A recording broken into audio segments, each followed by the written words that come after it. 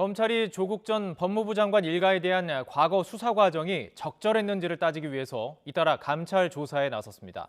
여야 모두 민감할 수밖에 없는 사안인데 대선 전국에서 어떤 변수로 작용할지도 관심입니다. 우철희 기자입니다.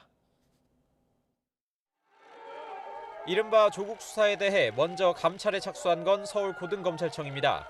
대검찰청으로부터 관련 진정을 넘겨받아 옛 서울중앙지검 조국수사팀의 수사가 적절했는지를 들여다보고 있습니다. 당시 수사팀이 사모펀드 의혹을 수사하면서 조국 전 법무부 장관 관련 부분만 수사하고는 정작 배후로 지목된 자동차 부품업체 익성 등의 수사는 소홀히 했다는 민원의 진위 확인에 주력하는 것으로 전해졌습니다. 조국 수사 감찰 진정 민원은 대검찰청에도 접수됐습니다. 조국 전 장관 부부의 자산관리인으로 알려진 김경록 씨가 검찰 조사 과정에서 강압에 의해 자백을 회유당했다는 내용으로 국민신문고에 낸 진정이 조사 대상입니다. 김 씨는 조 전 장관의 부인 정경심 교수의 컴퓨터와 하드디스크를 숨겨준 증거 은닉 혐의가 유죄로 인정돼 징역 8개월에 집행유예 2년이 확정됐습니다.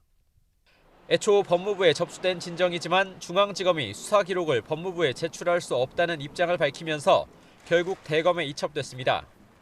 대검 감찰부는 법무부와 중앙지검으로부터 받은 근거 자료들을 검토해서 직접 감찰할지 이미 관련 수사 감찰에 들어간 서울고검에 내려보낼지를 조만간 결정할 것으로 보입니다. 대검 반부패 강력부장으로 조국 수사를 지휘했던 한동훈 사법연수원 부원장을 비롯한 당시 수사팀은 치졸한 보복, 표적 감찰 등 격앙된 반응을 보이고 있습니다. 반면 법무부와 대검, 서울고검은 통상의 절차에 따랐을 뿐이라는 입장입니다. 그러나 이번 감찰 결과는 대선 시기와 맞물려 진행되면서 적잖은 파장이 예상됩니다. 문재인 정부에서 검찰 수장에 오른 윤석열 전 검찰총장이 국민의힘 대선 후보로 나선 시발점은 바로 조국 수사라는 게 대체적인 시각입니다. 윤 후보는 당시 법과 원칙에 따른 수사를 강조하면서 정권과 여권의 대립각을 세웠고 극한 갈등 끝에 결국 중도에 물러난 뒤 현재 제1야당의 대선 후보가 됐습니다.